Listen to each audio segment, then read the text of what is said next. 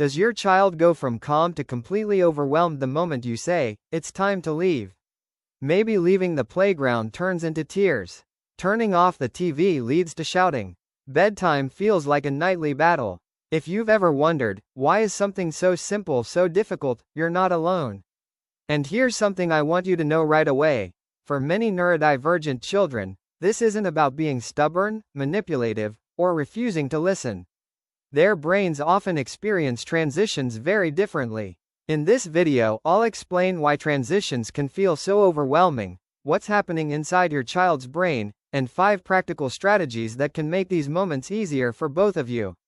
Introduction. Hello and welcome to the Neurodivergent Parenting Hub, where we support parents raising neurodivergent children with practical strategies, encouragement, and understanding. If you're new here, consider subscribing because every week we share tips to help you better understand your child and build a calmer, more connected home. Now, let's talk about transitions. Section 1. What is a transition?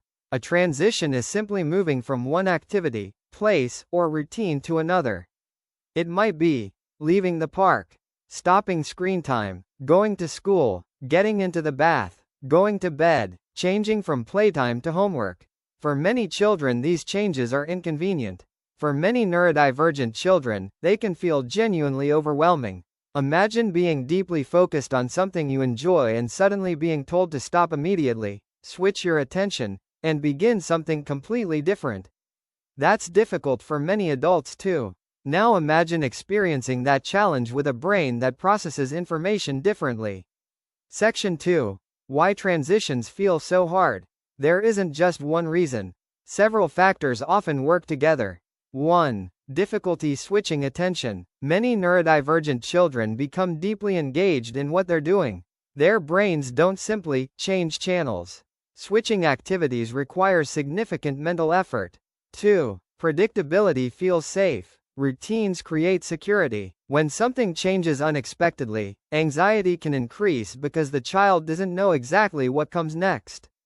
3. Processing time. Some children need extra time to understand instructions and mentally prepare for what's about to happen. If they're expected to respond instantly, they may feel overwhelmed before they've even had time to process the request. 4. Emotional regulation. Transitions often involve leaving something enjoyable or starting something difficult. That emotional shift can be incredibly challenging. Section 3. What parents often think. When we're exhausted, it's easy to think, they're ignoring me. They're doing this on purpose. They're trying to control everything. But what if the behavior is actually communication? What if your child's brain is saying, I need more time. I don't feel ready. I don't know what's happening next.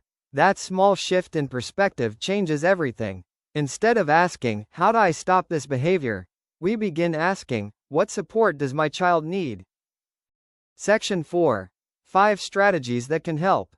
Strategy 1. Prepare early. Instead of saying, we're leaving now, try preparing them ahead of time. For example, we'll leave after 5 more turns on the swing. Giving a clear expectation allows the brain time to adjust. Strategy 2. Use visual supports. Many neurodivergent children process visual information more easily than spoken instructions. You can use picture schedules, visual timers, countdown charts first, then boards. Seeing what comes next reduces uncertainty. Strategy 3. Keep your routine predictable.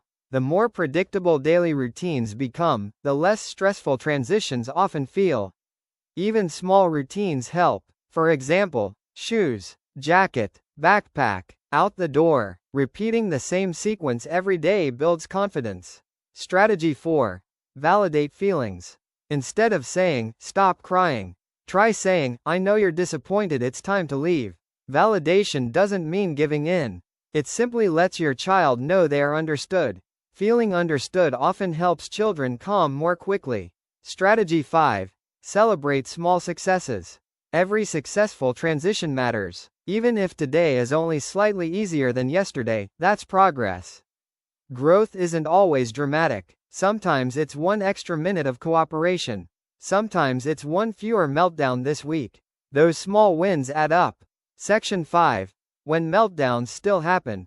Even with great preparation, difficult transitions will still happen sometimes. That doesn't mean you've failed. It doesn't mean your child isn't learning. Progress is rarely a straight line. Some days will be harder than others because of hunger, tiredness, sensory overload, illness, or simply having a difficult day. Give yourself grace. Parenting a neurodivergent child isn't about achieving perfect behavior. It's about building trust, connection, and understanding over time. Conclusion: if today's video helped you better understand why transitions are so difficult, remember this: your child isn't trying to make your life harder. Many neurodivergent children are simply doing the best they can with a brain that experiences the world differently. And with patience, preparation, and the right supports, transitions really can become easier. I'd love to hear from you. Which transition is the hardest in your home? Is it bedtime, leaving the playground, turning off screens, or getting ready for school?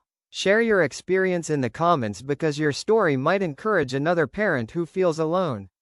If you found this video helpful, please like it, subscribe to the Neurodivergent Parenting Hub, and share it with another parent who could use some encouragement. Thank you so much for watching, and I'll see you in the next video.